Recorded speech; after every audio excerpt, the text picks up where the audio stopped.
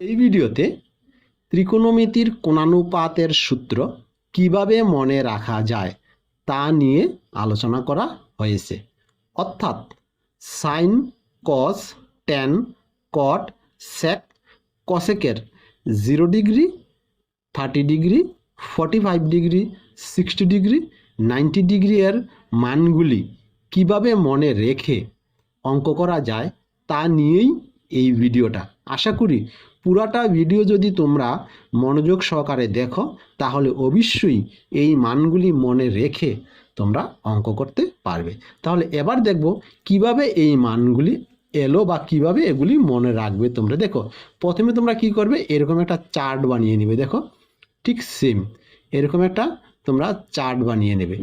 এই চার্টে কি বলেছে দেখো, এই চার্টে দেখো আমি কি করেছি, এখানে সাইন, কস, ট্যান, কট, সেক, কসেক লিখেছি। এরপরে আমি লিখেছি 0 ডিগ্রি, 30 ডিগ্রি, 45 ডিগ্রি, 60 ডিগ্রি এবং 90 ডিগ্রি। আর এইটা আমি ছেড়ে দিয়েছি, এটা কোনো কাজের নয়। তাহলে এবার আমরা কি করব, 0 থেকে স্টার্ট করে আমরা লিখব। প্রথমে আমরা লিখব 0, এরপরে 1, এরপরে 2, এরপরে লিখব 3, এরপরে লিখব 4। আবার বলছি, 0 থেকে লিখলাম 0, 1, 2, 3, 4। এবার এটাকে কি করব, আমরা বর্গমূল করে দেব। এটাকে আমরা বর্গমূল করে দিচ্ছি, এটাকে বর্গমূল করে দিলাম, এইভাবে বর্গমূল করে দিলাম।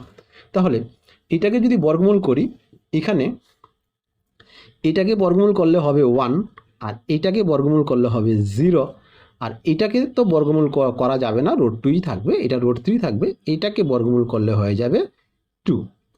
এবার সবগুলিকে আমি 2 দ্বারা ভাগ করে দিলাম, এইভাবে 2 দ্বারা ভাগ করে দিলাম, 2 দ্বারা ভাগ করে দিলাম, 2 দ্বারা ভাগ করে দিলাম, এটাকে 2 দ্বারা ভাগ করে দিলাম। আবারও বলছি, প্রথমে 0 থেকে 4 অবধি লিখলাম, এরপরে এটিকে বর্গমূল করে দিলাম, বর্গমূল করার পর সবগুলিকে 2 দ্বারা ডিভাইড করে দিলাম।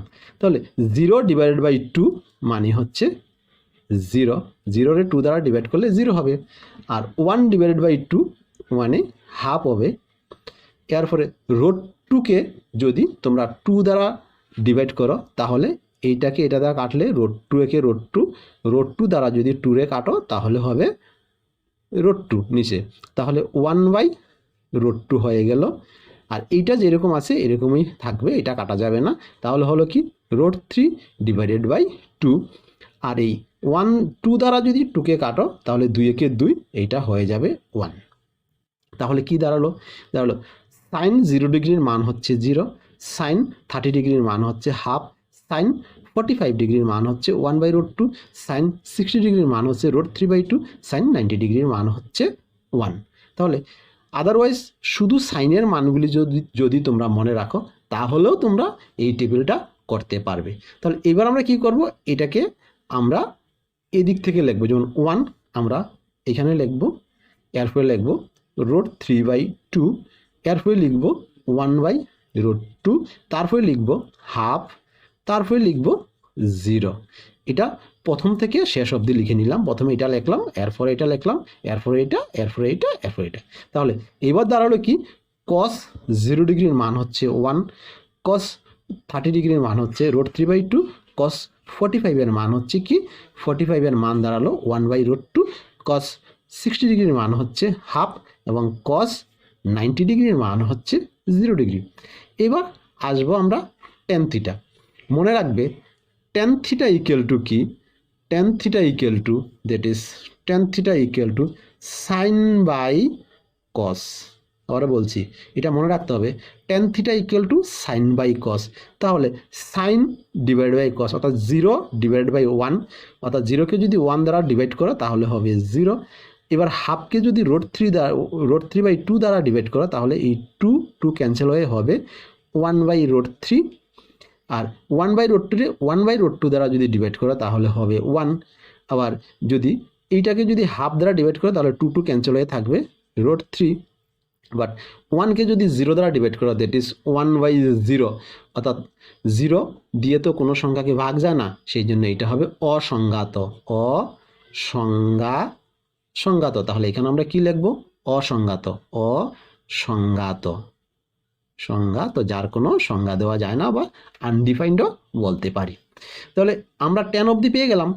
এবার কি করব, এবার এটাকে ঠিক আগের মতো এইভাবে লিখব। আমরা এখানে এটাকে এইভাবে নিয়েছিলাম, এবার এটাকে প্রথমে লিখবো, এটা অসংজ্ঞাত, অসংজ্ঞাত, সংজ্ঞাত। এরপরে লিখব √3, এরপরে লিখব 1, এরপরে লিখব 1/√3, এরপরে লিখব 0। তাহলে এগুলি হয়ে গেল কটের মান, অর্থাৎ কট 0 ডিগ্রির মান হচ্ছে অসংজ্ঞাত, কট 30 মান হচ্ছে √3, কট 45 এর মান হচ্ছে 1, কট 60 মান হচ্ছে 1/√3 এবং কট 90 মান হচ্ছে 0। তাহলে এবার আমরা কি করব, এবার কট থেকে এলাম আমরা সেক, সেকে কি করব, কসের ঠিক উল্টিয়ে দেব। কসে কি করে উল্টিয়ে দেব, ধরো এবার এটা এইভাবে আছে, তো এটাকে ঠিক উল্টিয়ে দিই, উল্টিয়ে দিলে কি হবে, অর্থাৎ 1-এর নিচে 1 আছে, 1-এ যদি আমরা উল্টিয়ে দিই কি হবে, 1 হবে। এবার এটা কি আছে, এটা হলো 2-রে, এটা যদি উল্টিয়ে দিই তাহলে কি হবে, 2/√3, 2/√3। এটাকে যদি উল্টিয়ে দিই তাহলে √2 উপরে যাবে, নিচে 1 আসবে, অর্থাৎ 1 লিখলেও চলে, না লিখলেও চলে। এটা কি হবে, 2 হবে। এবার এখানে কি হলো, এখানে নিচে তো 1 আছে, কিচ্ছু নাই মানে 1 আছে, এবার যদি উল্টিয়ে দিই তাহলে উপরে 1 নিচে 0 চলে আসবে, তাহলে সেটা কি হয়ে যাবে, এক্ষেত্রে এটা হয়ে যাবে অসংজ্ঞাত, অসংজ্ঞাত।